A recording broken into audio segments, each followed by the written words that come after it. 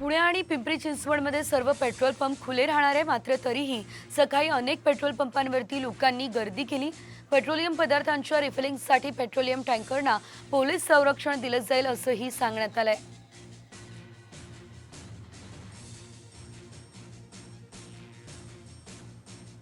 संपूर्ण भारतातील वाहतूकदारांनी संप पुकारल्यामुळे त्याचा परिणाम पेट्रोल आणि डिझेलवर वाहतूकदारीवर होणार असल्याने अनेक ठिकाणी पुण्यातील काल सायंकाळपासून अशा प्रकारची गर्दी जी आहे ती आपल्याला पेट्रोल पंपावर पेट्रोल भरण्यासाठी केलेली पाहायला मिळते. आज सकाळपासून पुण्यातील अनेक पेट्रोल पंपावर अशा प्रकारचं चित्र जे आहे ते आपल्याला दिसतंय. अनेक जण सकाळी 6 वाजल्यापासून अशा प्रकारे पेट्रोल पंपावर येऊन पेट्रोल भरत आहेत.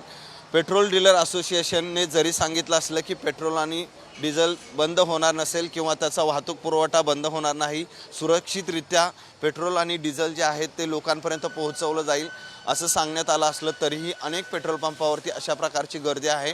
उपनगरातील अनेक पेट्रोल पंप सध्या बंद झाल्याची माहिती देण्यात आली, कारण त्या ठिकाणी पेट्रोलचे टँकर पोहोचू शकले नाहीत किंवा रात्री मोठ्या प्रमाणात लोकांनी पेट्रोल भरण्यासाठी गर्दी केली होती आणि ती गर्दी केल्यामुळं खरं तर पेट्रोल संपलेलं आहे. मात्र आत्ता पुण्यातील अनेक पेट्रोल पंपावरती अशा प्रकारचे सकाळच्या सुमारास पेट्रोल भरण्यासाठी रांगा लागलेल्या आपल्याला पाहायला मिळतात.